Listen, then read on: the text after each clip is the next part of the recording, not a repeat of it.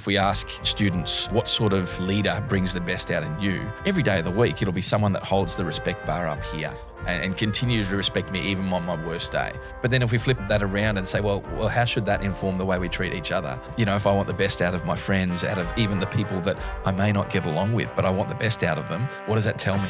Welcome to another episode of Your School Journey. We are here with Hayden Whitworth from the Behaviour group, and he helps to facilitate cultural change in leadership across organisations and schools. And today we're going to talk to him in particular about cultural change in schools and leadership in schools as well. Welcome to the program, Hayden. Hey, thanks so much. Great to be here. It is so great to have you here, and we've already been having a conversation before the program, but it'll be great to unpack a whole lot more in that. You have started working in schools in the last couple of years, and I'd love to know, how did you kind of get to that point where you said, hey, you know what, we want to start doing this work in schools? Yeah, great question. Thank you. I think as an organisation and as a team that have really been working across corporate Australia for years now, with the mining companies, construction, automotive, government departments, some of those larger corporate spaces right across Australia. One of the things we noticed every time we deliver a workshop, you can almost guarantee there'll be 2 or 3 people that'll come up to us afterwards and say, hey, can you run this in schools? My kids would get so much out of this. And we resisted for a long time. Like, we're just like, oh, it's not really our lane. We'll stick to our, the adult audience where we felt like we were, sort of confident and comfortable. But over the last couple of years, there's been a couple of key, connections into schools that, people that we know well. And the opportunity was there to, sort of to step in and bring a little bit of what we know is really important and missing from the corporate space, bring those conversations in to our young people, which, to be honest, was fascinating. Didn't quite know how that was going to land, but it's been remarkable. The experience here at Emmanuel has been quite extraordinary. The way these young people are processing the level of courage and honesty in those conversations has been quite remarkable, quite extraordinary. So a bit of a privilege to be here. So what exactly is it that you do in this school environment to kind of bring this cultural change? Can you unpack a little bit of kind of where you're coming from? Yeah, I guess we focused on really empowering, our whoever it is we're having the conversation with, whether that's in the corporate world or here at schools. But how do we empower these kids? How do we give them both the insights but also some practical tools that help them to really take ownership of their culture, that help them to see themselves as leaders that know how to respond when something isn't right and how to respond when something is actually going really well. We find that if we can help people to understand, and have the insights in around how culture works and how we all participate in that, and then to give them some really key tools that help them to know how to do it confidently, safely, and respectfully to intervene when something might not be right. It's been quite extraordinary just watching, what human beings do when you give them the tools. So I guess that's our approach. So I imagine in schools when you have like school captains and you've got prefects and you've got these kind of official roles that have got a badge and a title, they usually say leadership is not a badge, all those kind of things.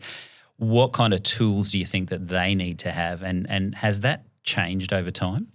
Yeah, I think it has changed. I think back to my years of schooling, which is a long time ago now, but and it was very much us and them. I was fortunate to be, selected in some of the leadership roles, and But I look back and I think, it was the way it was done back then. I think really almost disempowered the rest of the year level, because if you didn't have the badge, you weren't a leader. And so everyone else acted up, and, it was, whereas I think we're a little bit smarter now, and I think schools are doing a much better job of saying, look, no, absolutely we see a role for student leaders, but we want those leaders to be the sort of human beings that really empower their friends, that lift them up, and that don't sort of, almost create the us and them dynamic or this hierarchical sense of leadership, but they're actually ready to roll up their sleeves and serve for a start. And really bring out the best and empower the people around them. to be part of, to work with them shoulder to shoulder on driving this thing in a better direction. So I think we're doing it differently and better. I still think we're figuring it out, but it's definitely shifted from when, I was in school, that's for sure. So I imagine there's some strategies that you could apply to actually improve, how they can lead and what they can do in their schools. So can you unpack a few of those for us? Yeah, I think we tend to approach things as a conversation. So for us, I guess the strategies are really just some key conversations worth having, because we know that culture typically is held in place by a whole bunch of underlying ideas that we generally don't talk about, right? So if you've come into your current workplace from another workplace, you'll be like, oh yeah, the culture here is different. And if we dug into why it's different, underlying that is a whole bunch of just unspoken ideas of this is how we do things, this is how we talk to each other, we call those social contracts. So every culture has these underlying ideas, social contracts that usually we're not talking about, they just are. And some of those things are really good, they keep us safe, but we also know that just about every group of people that we work with, you go digging around in some of these unspoken ideas, and the minute you sort of hold one up and go, how did this get here? Everyone's like, that's ridiculous. Why are we doing that? And so I guess our role or our goal as facilitators in this culture and leadership space is really to help you and the people in the room to really understand some of those things that we're not talking about that are really powerfully shaping the way that we treat each other, the behaviours that are normalised, and just to understand the connection between that and what our experience of this community is. There's a direct connection there, and if we can tap into some of those key conversations, and there's some pretty common ones. There's a really complex but powerful conversation when you start talking about the word respect. And usually we'd say, oh, respect is, it's really good and, it's really important and all those things. But it's fascinating when you start digging into all the different ideas that we're carrying around with us around respect. And you've heard sayings like, respect is earned, not given. That's a social contract. Like, how is that impacting us? Respect your elders. Okay, but what does that say about our youngers? If we're respecting the people that are older than us, what do we do with the people that are younger than us? Like, there's probably like 5 or 6 of these social contracts around respect, and in any given room, we've all got a different combination of those that are in play, and it's dramatically impacting the way that we behave together. The way people will experience being part of that community will shift based on those social contracts. So fascinating. There's probably, there's half a dozen key conversations that we find can be really powerful when you're starting to get really intentional about how do we form a really healthy culture where human beings will thrive.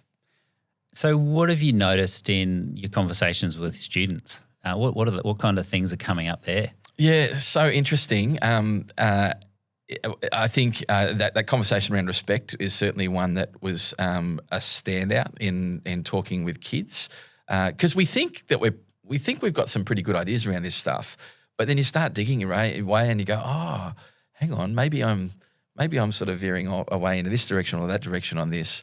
But what does it look like? What's the ultimate environment for us? Sort of if we ask students, what sort of leader brings the best out in you? Every day of the week, it'll be someone that holds the respect bar up here for me and continues to respect me even on my worst day. So that's what we know as human beings brings the best out in us.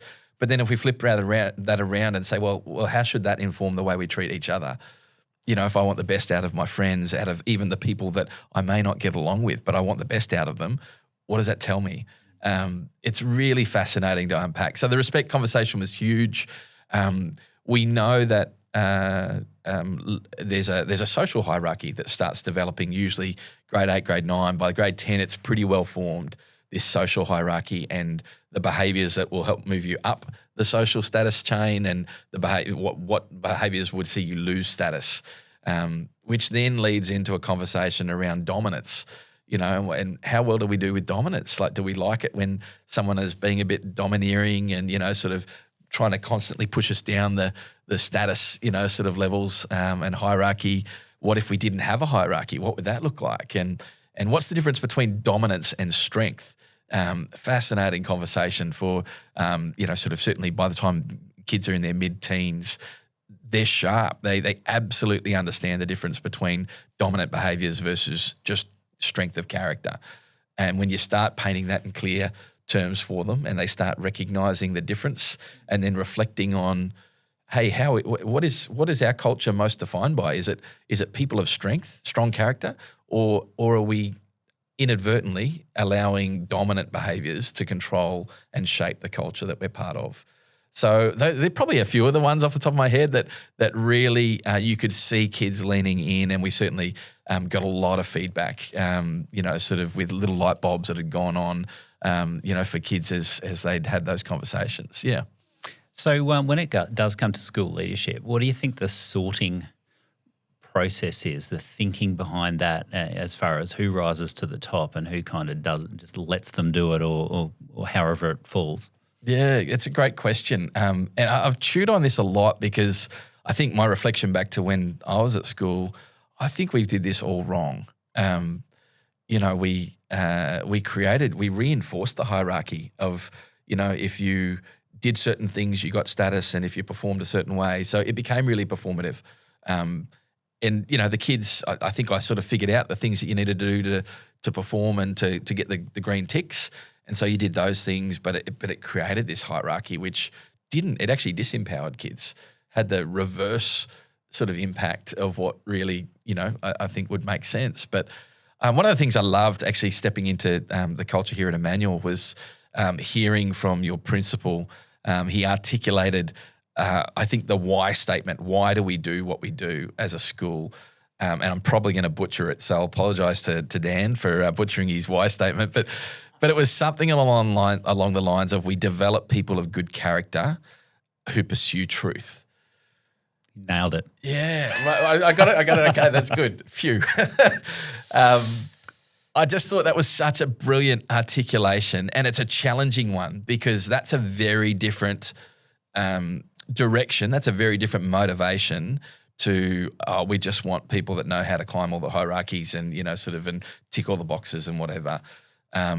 It's actually a really bold why, because you're like, well, if we want people that have really great character, so they're going to speak up, when things aren't right and those sort of things, that's part of good character. And we want people that pursue truth. They're going to ask awkward questions. They're going to keep, they'll have this curiosity if they're pursuing truth. But if that's our goal, we want people of good character who pursue truth, then that needs to inform the way that we select our leaders. And you're now having a very different conversation around what makes a good student leader, because it's no longer about the person that knows how to tick the box or perform or, sort of just act the right way. You're actually looking for people that can really bring the best out of their colleagues or their fellow students, and, find me the kids that tend to lift the others up and bring the best out of the people around them, that have the courage to speak up even when their own status is at risk, but they've got the courage to speak up and challenge behaviours that might be doing harm to someone else. Find me those kids, because that makes sense. If that's your why, those are the kids that we need to lead. And it's a really different, entirely different criteria to the one that I was familiar with growing up. Oh, totally. Yeah, because, don't we want more of those? 100%. Yeah. The kids that ask good questions, and don't just accept the status quo, but they continue to ask, well, why are we doing this? And is this the best way to do things, or could we try something different? Or like, those are sometimes, back in my day, those voices would have been silenced. No, you just do what you're told and, get in line and do the things. Whereas I think it's an incredible direction. If we're saying we want people that genuinely will pursue truth, that's an exciting place to start shaping a culture around. Yeah. So that's kind of the leaders that we want. And obviously, if I didn't get chosen as a leader, and it's probably the same kind of idea and the same theme that you've been talking about, but what if I didn't get chosen and I was in a Year 12 cohort, for instance? What kind of things are you saying to those people that they don't necessarily get a leadership position, but what kind of leadership do they then show? How do they show that? Yeah, it's great. I think in any community, and this is true in the corporate world as well as in the school, everywhere where we go, a vital, like if you want good culture, you've got to start unlocking people's perceptions of themselves as personal leaders. Like, sure, there's offices or roles that will help a community of people to function, and those roles are in place to serve a purpose and carry responsibility and whatever. But if we, by having those roles, disempower everyone else to feel like I'm no longer a leader because those are the leaders, I think we've just done one of the worst things we can do when it comes to culture.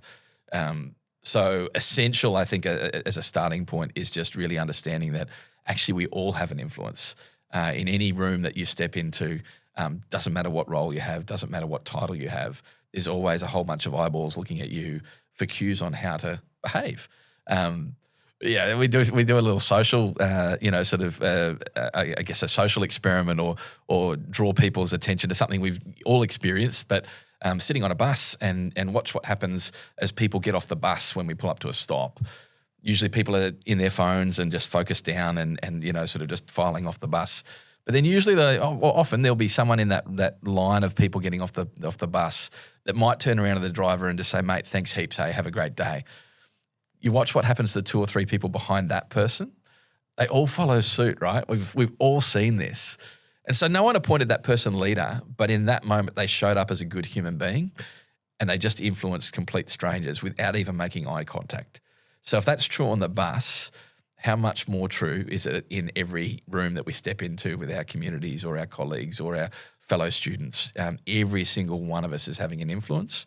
And when we start to understand that, and understand the footprint that we all have and that we're all leaving behind, you've now challenged me to do something with that. What's the footprint that you want to leave? Do you want to be, someone that leaves people feeling more broken and, and harmed and, silenced? Or do we want to be someone that actually the footprint, the space around me is a really safe space that people can step up and take a risk and, and be honest and be themselves? And, if usually when we put the choice in front of people and they understand that we've all got influence, I think it becomes pretty clear. And so then, okay, how do we do that? What are the skills? What are the practical ways that we can start creating that space around us as personal leaders, irrespective? Don't worry about the badge that's on your blazer or, what the title is that you might have or might not have. You might have just missed out on that title. So what now? Do you resign yourself to, having a footprint that's less than, what you're capable of? Or do we own that space around us and go, hey, I don't need the badge. I can show up here in a way that's actually going to help people around me to experience a great version of me. So it sounds like that's the heart of what you call the bystander program or the theme that you do is this bystander program. And I'm kind of wondering, how young are we talking that we could actually start talking to young people about getting involved in this and being that kind of a leader and having that kind of footprint? Yeah, it's a great question. And my reflection on this, honestly, I got teenagers, 16 and 14, and I think back to, I actually think most parents are doing a great job when their kids are young of saying, if something's not right, you speak up, both from a safety point of view, but also sticking up for your mates, all those sort of things, send them off to kindy and, and often those kids are pretty good at it. Like they'll speak up.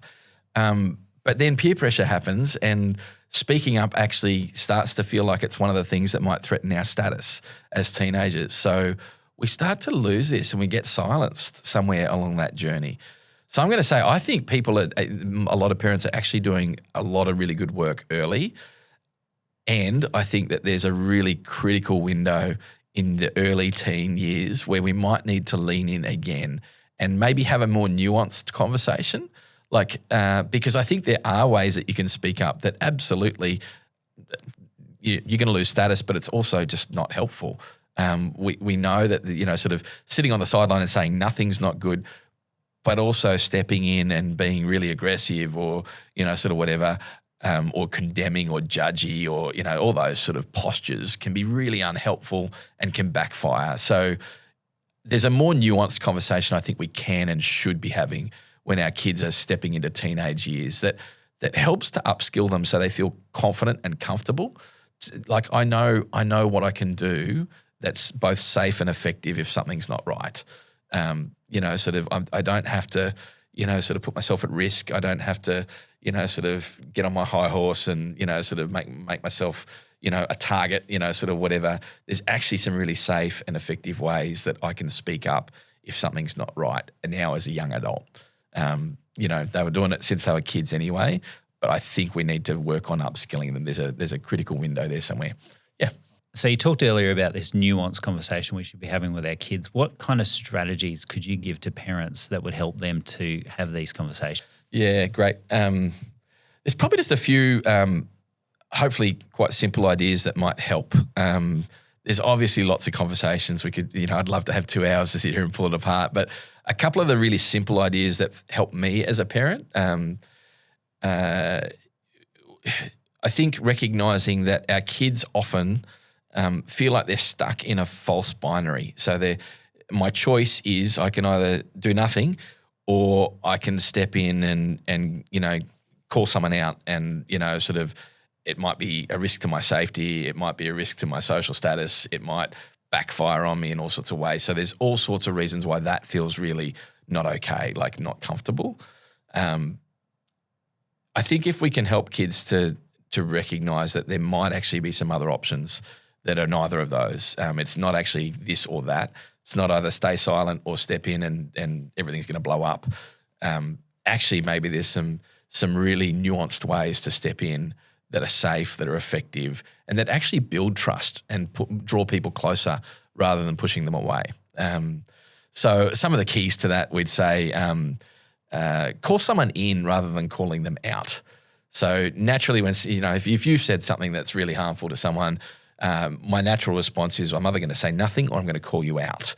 But if I call you out in front of people, your pride is now on the line.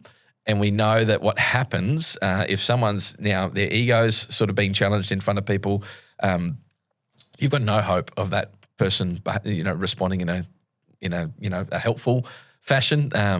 The psychologists will say that the shamed brain will never learn. So you're risking that person escalating, getting defensive, all those sort of things. So we're going to suggest that instead of calling them out, which can result in escalation, defensiveness, all that stuff, call them in. So that often will sound like a question, and I'm going to stay a little. We love our little rhyme. Stay curious rather than furious. So rather than getting really upset and angry at you and in your face and calling you out, I'm going to stay in a really curious space and actually be caring. I'm going to try and draw you in. So I might be like, mate, are you all right? Sort of just a question around your well-being, or a question of, help me understand that. Like what just went on there? Really curious posturing, but quite safe. I'm not going to get the escalation from you with that sort of level of curiosity. Like you might be a bit dismissive still, but that's about as bad as it usually gets. But a really safe way of intervening. Stay curious, not furious, and call them in rather than calling them out would be one of the really significantly helpful third options for us rather than staying on the sideline doing nothing or, risking triggering an escalation over on the other side of things. So I think there's a whole bunch of stuff that we can do in the middle. You can even get creative. We talk about our bias. We got a bit of a bystander framework that we help people to think in 3 or 4 different ways around what you can do in any given situation. But you can call them in rather than calling them out. You could also create a distraction or a diversion. So we actually do this well in Australian culture. Here in southeast Queensland, it used to sound like, how's them Broncos? Sort of if you said something inappropriate, I'd change the topic with, how's them Broncos? Or how's the weather this weekend? So we're familiar with these, right? Like the latest one is, did someone say KFC? So it's all, it might have a bit of humour to it, but it's a real change of topic that just sends a clear message, hey, that wasn't all right. We need to shift away from something that's really quite harmful here. That can be another great strategy, but there's a whole bunch of stuff. We work through this in the workshops. Usually there'll be 30 or 40 different options of ways that we can really safely and confidently and effectively intervene in any given scenario when you stop and start thinking about it. And I think as parents, we can do that work with our kids just help them, sort of to think through this. And, sort of if you saw this happen to your friend, what would you do? What would you say? And what would be comfortable? What would feel natural for you? Or, sort of would you feel like you're silenced? Why? Why would you feel like you're silenced? What's at risk for you? Those can be really powerful conversations just to get our kids thinking in advance before they find themselves hopefully in that situation. Can do a world of good. So when they do find themselves there, they've already done some thinking and maybe have come up with one or two things that they feel comfortable with. Yeah. Wow. Well, we started the conversation with you telling me how parents were coming up to you saying, hey, could you do this in schools? I can probably see why. Right. They were asking those questions. Do you have any final kind of words of encouragement, words of wisdom that you could share with our parent community? Yeah, look, I just think our kids are often first and foremost, you're doing an incredible job as parents out there. It's not easy. None of us have got it perfect. And I think we're raising a generation that are a lot smarter than certainly I ever was at their age. There's a lot of courage, a lot of honesty. Their self-awareness is extraordinary. Those are super powerful things. Like we are sometimes as parents, I think we're struggling to understand the world that our kids are inheriting and stepping into. And it turns out that's common. That's been every generation forever, right? Today's generation is stepping in a world that I don't fully understand. But if we can empower these kids, if we can continue to role model exactly what I've just been talking about, sort of the stuff that we want them to do, to stay curious, to lead with questions and to pursue truth and to continue to build good character. But actually the best way for me to build that into my kids is for me to role model it. So that means when my kid's being really, really difficult and, sort of teenagers can be super disrespectful sometimes and I know everything that's going on inside of me in those moments, it can be really tricky to navigate as parents. But if I can stay curious in those moments, if I can keep the respect bar high so that my kid knows that even when his behaviour is really not okay, what he gets from me is not down in the ditch with him, but the respect bar stays here and I hold him accountable there.